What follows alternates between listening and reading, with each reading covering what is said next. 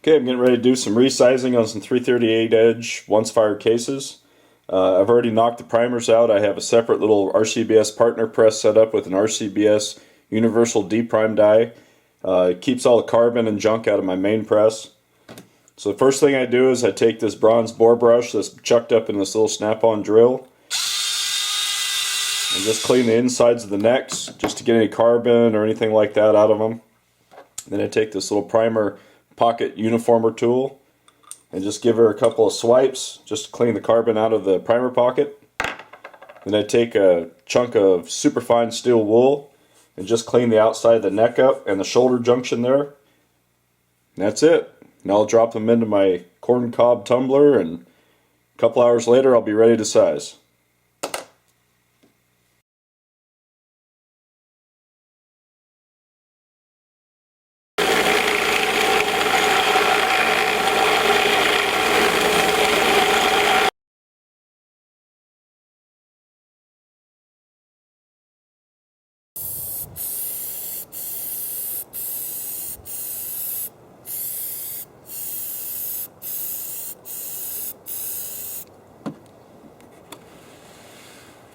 First you get the necks, and then you work into the bodies, and then I just spin the whole box around.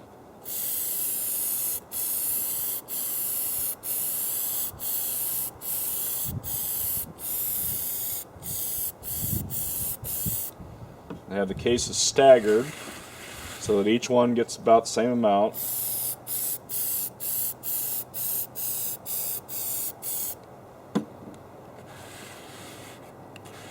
Do not spray this inside your house.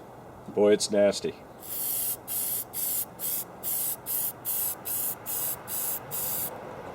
Alright, let it dry for about 5 or 6 minutes and then I'll set up the die.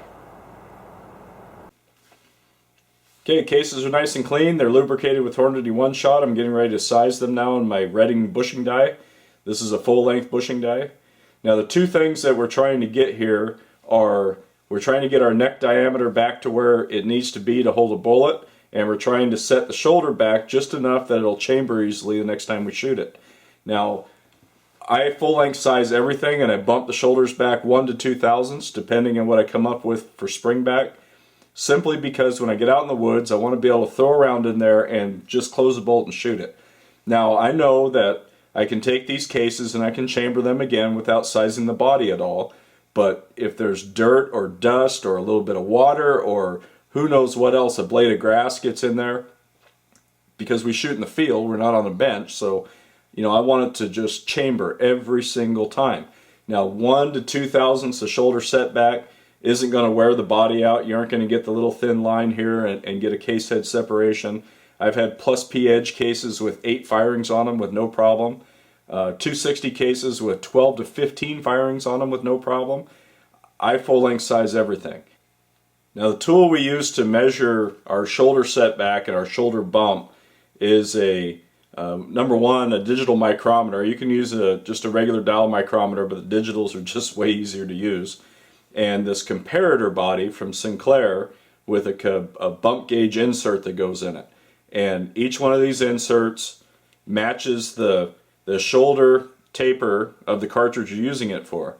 So I just put it in there and I measure to the head, and it gives me my fired case dimension,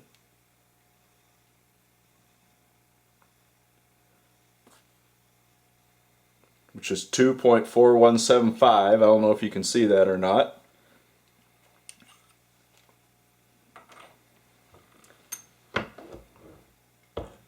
Run it through the die.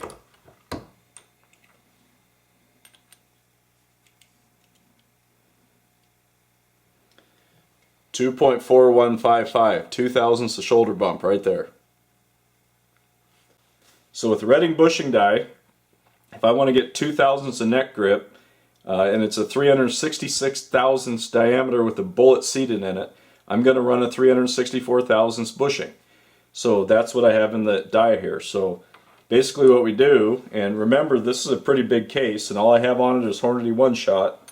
Just run it in there, and you can feel it when it hits the shoulder, and you can feel the setback, and then pull it back out. There's no expander in here anymore, it's just the bushing. gives me a nice, perfectly round neck.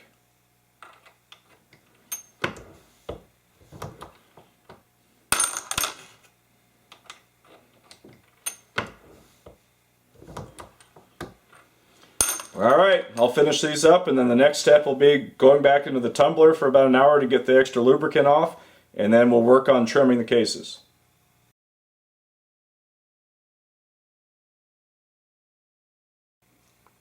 Okay, cases are all sized now. They've gone back through the tumbler to remove lubricant. Now I'm going to trim them. What I'm using for a trimmer is a Wilson case trimmer. It's just a real basic lathe type trimmer with a cutting head on the end that comes out for cleaning. This one is hot rodded up by Sinclair. It comes with an elevated stand, a slide over clamp, and a micrometer adjuster. The micrometer is very accurate and very repeatable. If you write your numbers down here on the adjustment marks, you can go back and set it up to trim that case to the exact measurement again. So it's a really neat unit. So to trim, for each family of cases, they sell a case holder here. So this is a 300 or 338 Ultra Mag case holder, and you slide the case in, and then just tap it on the bench to give it a compression fit. Then you put it on the rail, clamp it down, and just turn the cutter. And it just stops when it gets to the end of the base here. And you just pop it out, and it gives you a very nice square cut. And the cut on the neck is completely square with the body now. Okay, with trimming done now, I'd go ahead and chamfer the inside of the cut. And I use this VLD tool from Sinclair.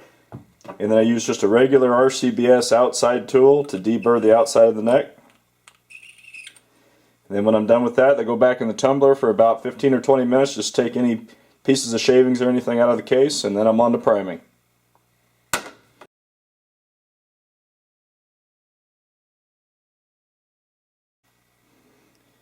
Okay, I'm getting ready to prime these cases. The last thing I do before I drop the primers in them is I clean the inside of the necks out with an alcohol swab. There's kind of two schools of thought here. A lot of guys have gone the direction of either not cleaning out the insides of the necks at all and leaving some carbon in there to act as a lubricant for the bullet. Some other guys are cleaning the necks out and they're actually applying a dry lubricant, like a graphite powder, to the inside of the neck in an effort to make the friction between the case neck and the bullet identical from round to round to lower their extreme spread and their velocities. Now, something that I noticed was I was having some pretty good numbers with new brass, and then I was getting some higher ES, well, not bad, but it was higher with my once fired cases. So I decided to go the other direction and actually clean the inside of my necks completely back down to the brass surface. Now, these little alcohol swabs you can get just about anywhere, a drugstore or in the first aid section of a grocery store or whatever. And it's really simple. It cleans out any carbon that I didn't get with the brush when I first cleaned the cases out, and it makes sure that there's no residual lubricant left inside the case neck.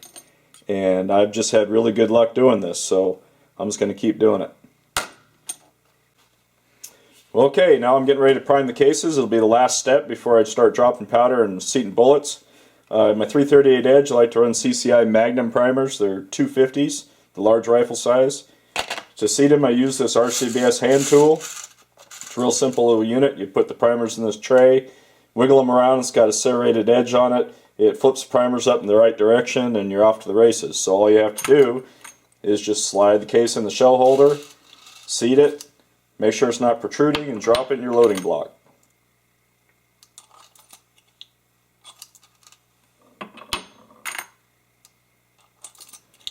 Now, as I'm doing this, I like to take a look down the inside of the case and make sure there isn't any debris in there, like corn cob or whatever left over from the tumbling action. Make sure there isn't anything stuck in the primer hole.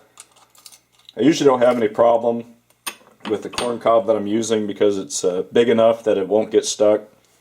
So anyway, there it is, priming the cases. Okay, I'm getting ready to pour powder in these cases. For 338 Edge Plus P, I use H1000. Now is as good a time as any to have a little safety briefing.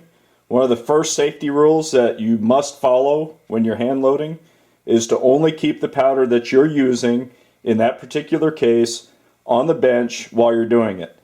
Don't put the container away until you're done and you've emptied your hopper back into the container.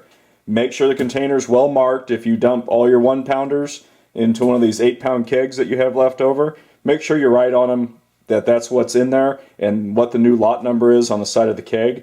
You know, you could really cause a lot of damage to yourself and to your rifle by putting the wrong kind of powder in at some of these amounts of powder that we pour in these cases. So that's a really good thing to teach yourself, is to only have the powder that you're using at the time out on the bench while you're doing it. Okay, this is the RCBS Charge Master. It has 1500 scale here, which means it can measure 1500 grains. Now, I've had this scale for quite a while now. I was a late bloomer to the automatic dispenser, so mine doesn't automatically dispense when you put the powder measure or the powder hopper back on there, the little tray. So I have to do it manually, but it's very simple. I've already calibrated to this for 0, so I'm going to input my charge weight, which is 98 grains, enter, and hit dispense.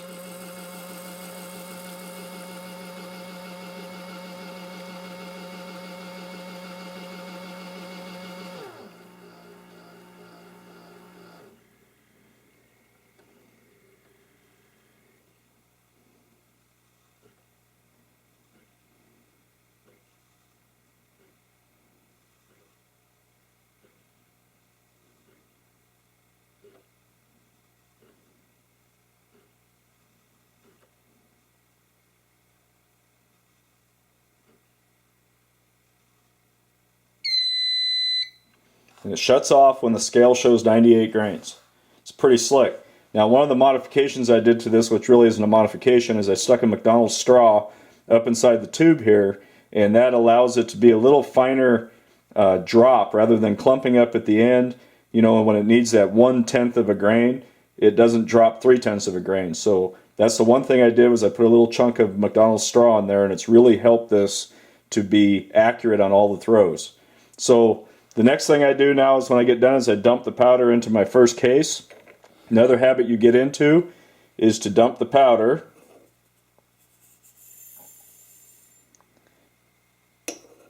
put the tray back on the scale and move the funnel right away. That keeps you from dumping another powder charge into the same case, which just makes a great big mess here. So that's one of the things to get into the habit of. While I'm doing this, I'm going to throw this out here. This is a powder funnel by Extreme Hardcore Gear that they sent me last year to try out. Boy, if you want to go to Cadillac route, this is the way to go.